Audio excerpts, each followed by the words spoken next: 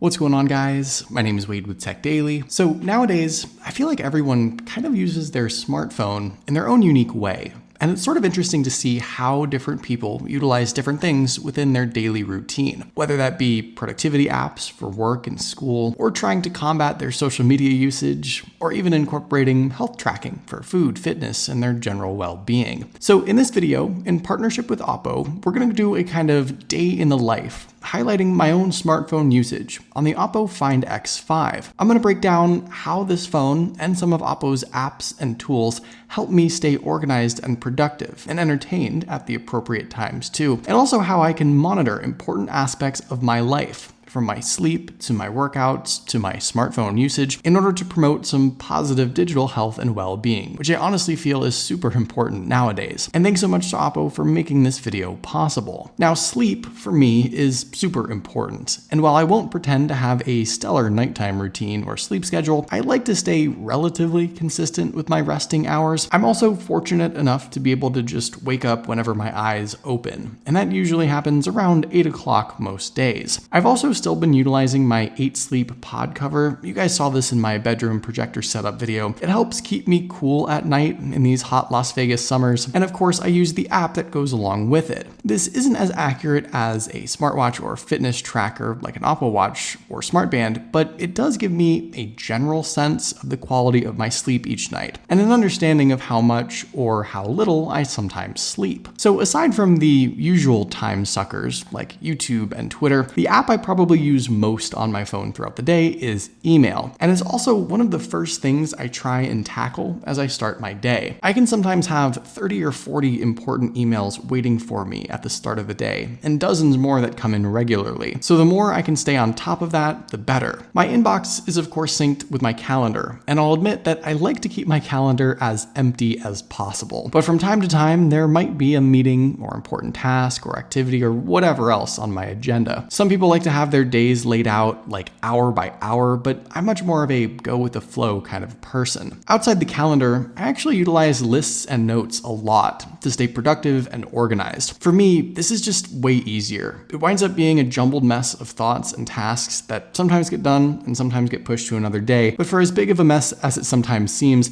it does help keep things fluid and flexible. Aside from the administrative stuff, my work day usually consists of setting up and testing new devices, filming, of course, researching, writing scripts, and long stints of editing that sometimes end up dragging on well into the evening. I'm a one-man band here, so I do it all, most of which I enjoy, but sometimes it does get a bit overwhelming. I'm fortunate enough to be able to pick and choose what I need to work on and when, but it's solely my responsibility to get all of the work done. And as organized and productive as I like to think that I am, from time to time, I definitely do end up getting engulfed by the joyless addiction of doom scrolling through Twitter, or spending way too much time jumping from video to video on YouTube. And while I hope to be able to be responsible and control that myself, it's not always easy. So on my worst days, app limits are definitely put in place in order to keep me on track. And actually, aside from limiting myself, I sometimes will use my phone a little more to help keep me focused and relaxed. OPPO's O Relax app, which comes pre-installed on the Find X5, offers you tons of ambient sounds, music, white noise, and more to encourage you to keep calm in the moment, or even help you fall asleep,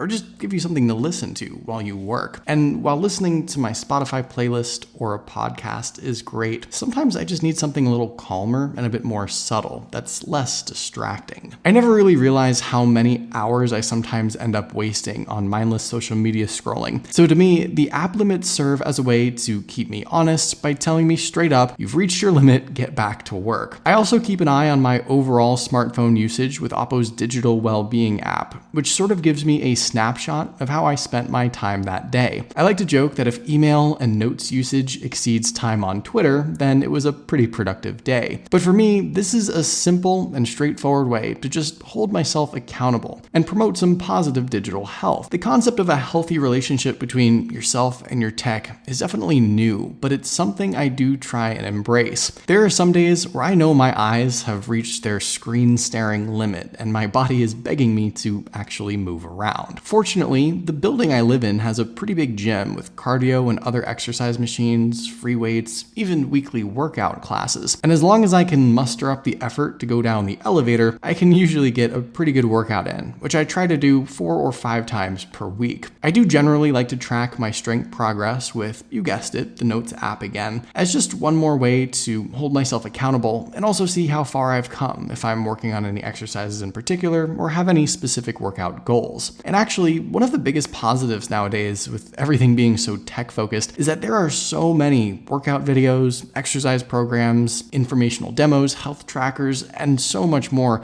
right at your fingertips. And that to me is one of the biggest positives of this tech-focused world. Now, assuming I get what I need to do done by at least dinner time, I do like to put a hard stop to my day, wind down my work, and spend the rest of the evening relaxing, catching up on some comments from the video I hopefully finished and posted, and of course spend likely too much more time on YouTube and Twitter once again. But I also like to check into the digital well-being app once more to get sort of a snapshot of my day. Like I said, I try to stay balanced, so I hope to see at least as much work as some other stuff. And I also like to stay on top of my general smartphone usage week in and week out. There are times where I am definitely guilty of staring at my phone for like 8 or 10 hours a day or sometimes more, and that's just not good for my eyes, my thumbs, and just my overall well-being. And I'm happy to see tech companies like OPPO offering folks the chance to live a more healthy life with the tools and resources that facilitate that. It's so much easier to monitor your smartphone usage, track your productivity, limit yourself if you need to, and just generally get a good idea of your own digital health and well-being, which I think is one of the most important things to keep track of nowadays. And actually, if that's a cause that's important to you, I highly recommend checking out the OPPO Research Institute's Innovation Accelerator program. Last month, they called on companies and app developers